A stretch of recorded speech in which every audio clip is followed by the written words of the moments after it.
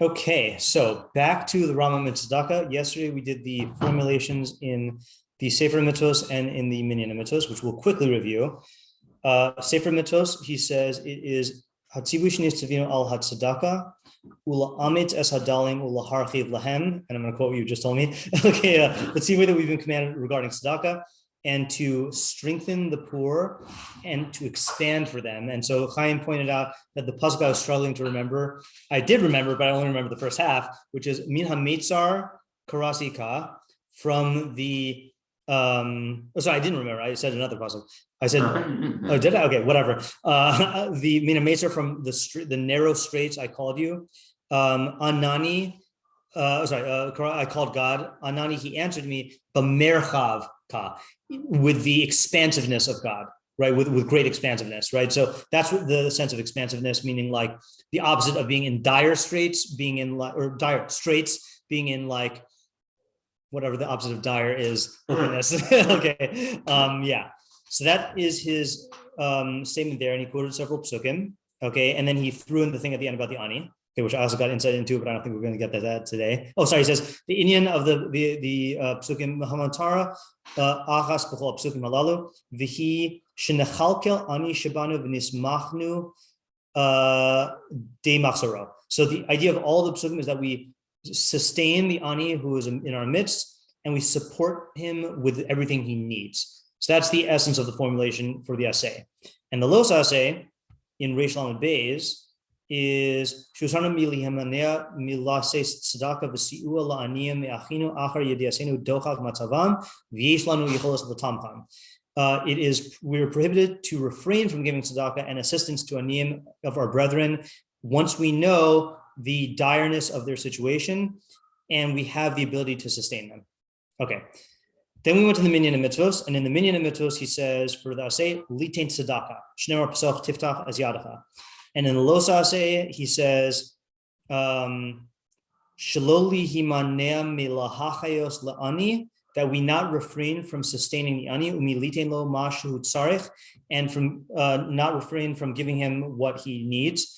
Shneimar los amitas levavcha. And then he throws in, Nimsa hanosin tzedakah ose mitzvos aseh. Turns out one who gives tzedakah does a mitzvos aseh. V'hama'lim inav min tzedakah, and one who hides his eyes from tzedakah.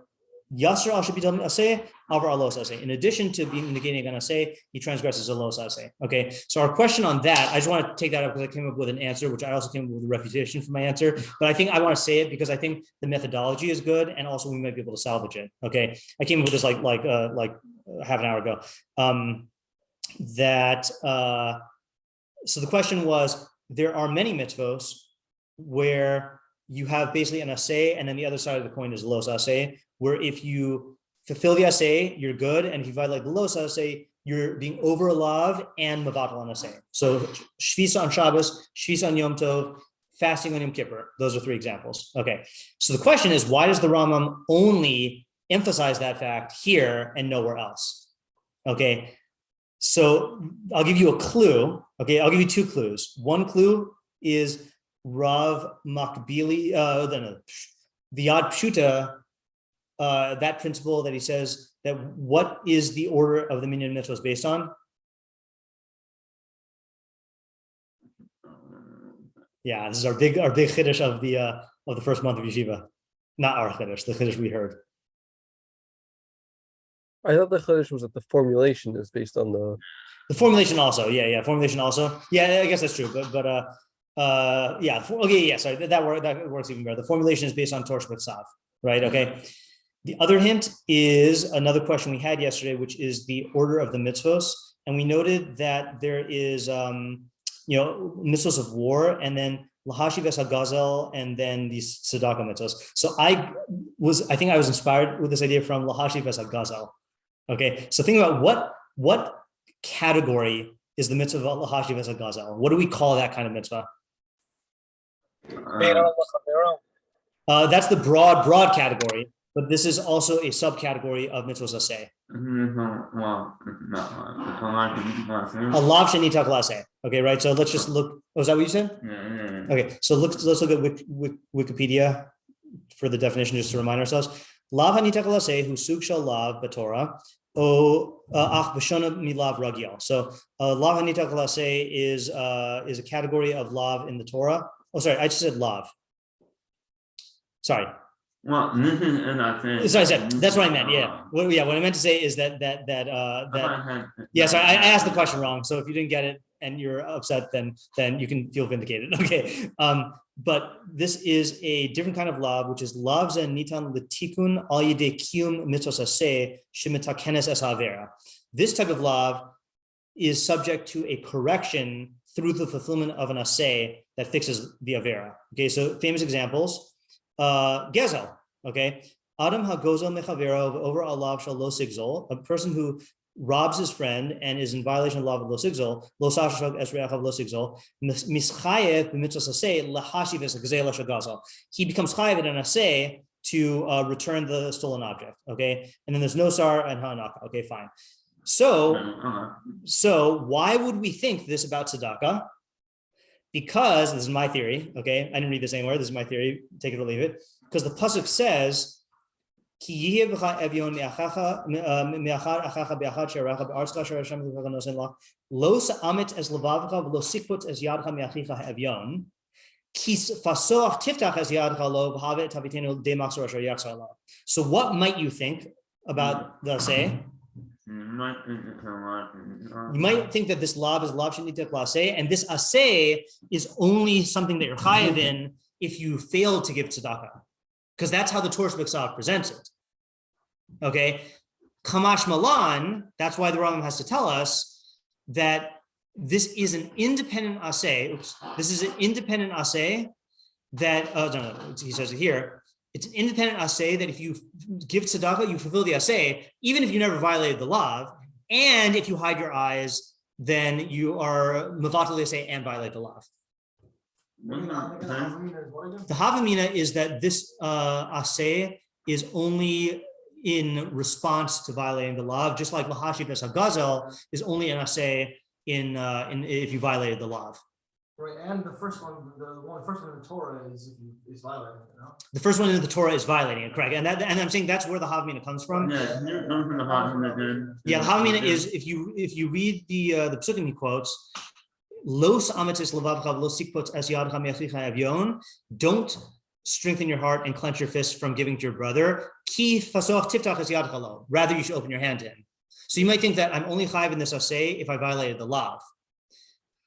And it's a havamina from Torah's B'Ksav, which is right. And the I'll call you a second, Isaiah. The only I don't have a problem with this or absolute refutation. My only question, which I'd have to look through, is do we find other cases where the Torah's B'Ksav presents it in this order?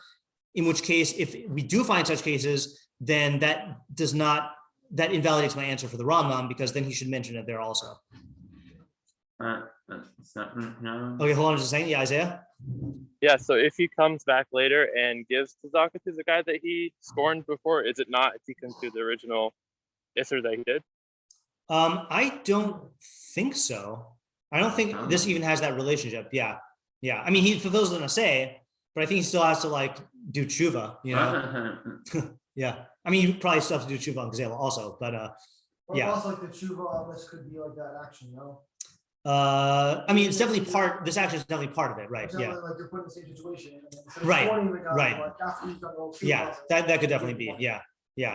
What is a separate question? Okay, so I'm not familiar with another, but I know but something specifically like and those are that you have to from you have to have on first. Yeah, I don't really say I don't think that's like a fucking trap or something, but then if you do this, then you have to get Well, here's the thing. We have a little bit of leeway. Okay, why? Because we're not okay, well, maybe we have leeway. Okay, because this is not I think that if we were dealing with like a limud in the Gemara, then I think the way that you're being medactic would be warranted, and then my move wouldn't be good. But if we're just dealing with how the Rambam chose to formulate this, it's like, to me, in my mind, that's a lower grade havamina. You know, like just something that like the Rambam is formulated this way to underscore this idea, not that like you need a separate like limud in order to get this. Yeah, I don't know if that's a legitimate move though. Yeah. Now I think there is a problem though, because the next psukim are the same thing. Hishamer, no. Dvarim, yeah, no.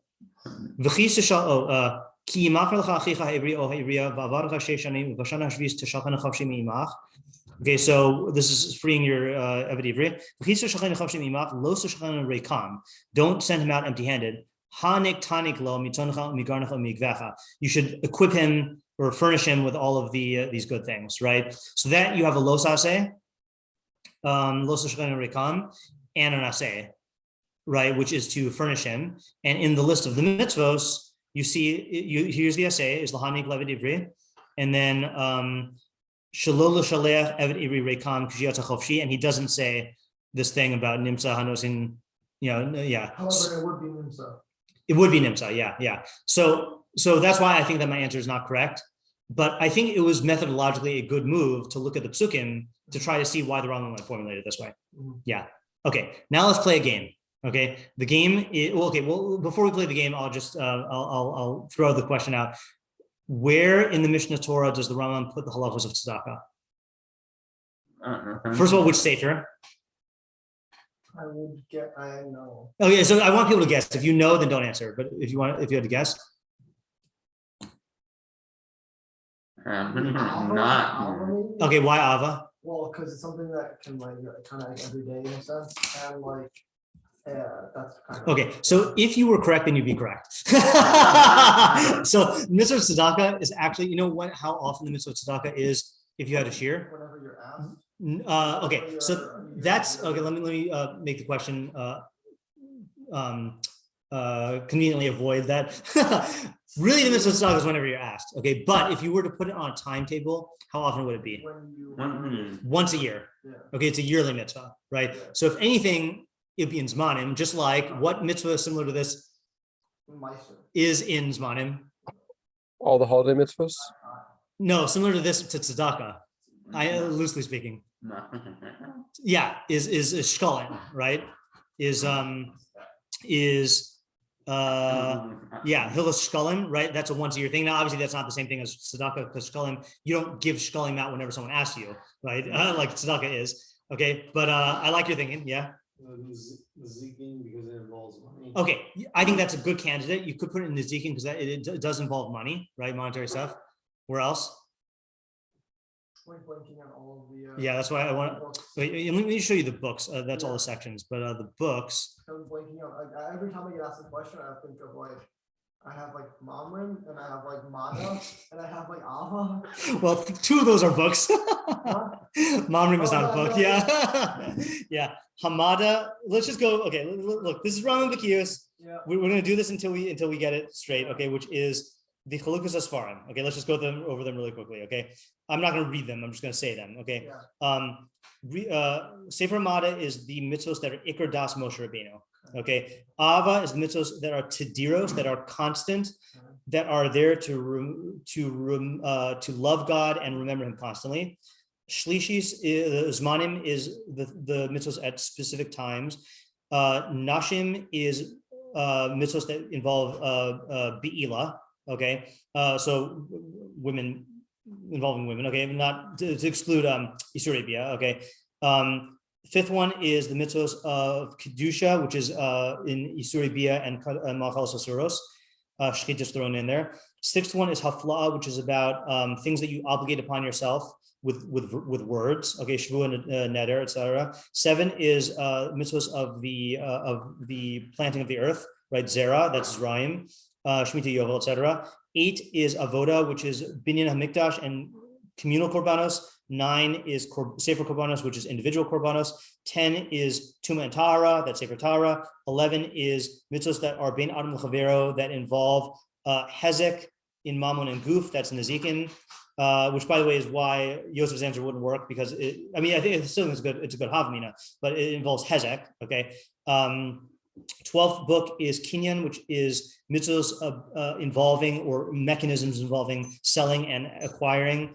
13th is Mishpatim, which is Bein An L'Chavero that don't involve Hezek. Okay, so that's another candidate. And then Shoftim is mitzvos that are given over to Sanhedrin, and the king and wars and society.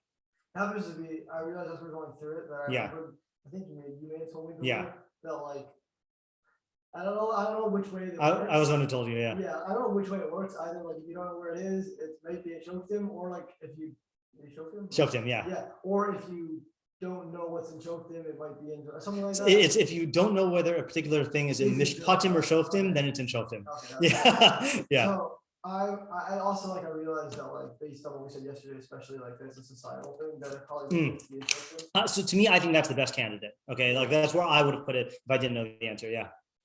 It's in Zraim. Okay. Okay. So the place where it is, and we'll end off with this for today, is it's in Zraim, which is about agriculture. What was that? Exactly. So here are the sections in Zraim, and we'll see exactly where it is. Okay. Zraim starts off with kilayim, which is prohibited mixtures, including what do you call it? You call it interbreeding when it's animals, and you call it blank when it's. Your grafting is one form of it. Isn't there a term for biodiversity? No, not biodiversity. No, that's a great word though. No, mixing species, but in plants. Cross-pollination. I was thinking that That's also. one typo, right? I think it's one. There's one term that includes all of these. I don't know. Maybe you do say crossbreeding for plants. No, I think there's you do, but there's a word. Okay, whatever it is. Then Matnos Aniyim. Okay. Which we'll get to back in a second. Then Truma, Meiser Sheni Veneta Rabai, Bikurim Imshar Matnos Kunusha B'Gvulin, and then Shemitah V'Yovel. So our mitzvos are going to be, tzedakah is going to be in chapters 7, 8, 9, and 10 of Matnos Aniyim. Okay, and the question is, how? Okay, and this is why it's a game. Okay, which is that depending, your classification of these mitzvos is going to reflect your understanding of how they fit into the Torah system, right? So I think Chaim's Havamina is good that given the fact that it's presented in the context of setting up a state, you would put it in Shoftim under Malachim U'Melchamos or the Sanhedrin, or maybe in Hilchos Deos, because it also has to do with generosity, we saw, right, of not having stinginess. But the Rambam puts it in Zraim, and the question is, what insight do we get into tzedakah by framing it as a mitzvah of Zraim? And bonus points if we could get why it is between kilayim and all of the prohibited species and Shemitah V'Yovel. And bonus points if we can get why it is in the end of Matnos Aniyim. And let's just quickly look at what else is in Matnos Aniyim.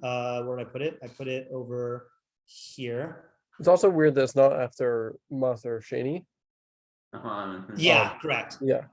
So here are the mitzvos in Matnos Aniyim. Yesh b'lechan 13 mitzvos, 7 mitzvos aseh, v'shesh mitzvos lo aseh.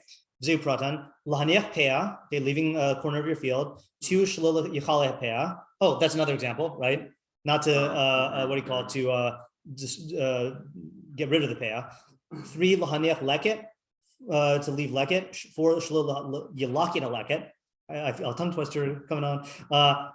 5 lazov olalos bakarim, to leave olalos here does not mean little children, it means little grapes. Okay, I think olel is also a synonym for a little kid.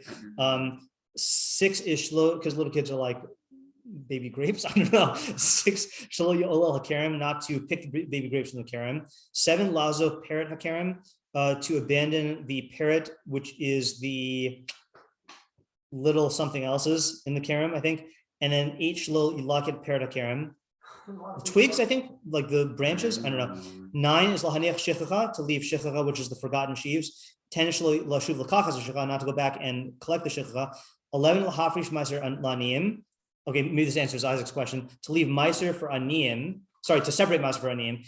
12 litain tzedakah kamisas yad, to give tzedakah according to your capacity. Okay, so that's a slightly different formulation than in the mini mitzvahs, because he says kamisas yad. And then 13 shlo ya'amitz levavo al ha'ani, not to harden your heart against the ani, which, by the way, we said here interesting is Lamed Beis is slowly lahachayos la'ani umilitin lo mashu tzarat. So in the Minyan Mitzvos, he puts it in terms of action, results and actions, not to refrain from sustaining him or giving him.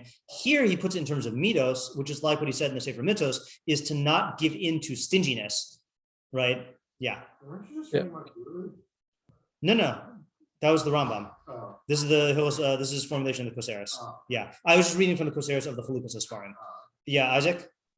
So maybe he put it after Hilchos Kilayim because and before the types of hafrasha, Yeah. because it's in chronological order as far as like the planting process. First you plant, Okay. and you have to make sure to not plant Kilayim. Yeah. Then you don't collect Leichos Shechapea Olos Okay.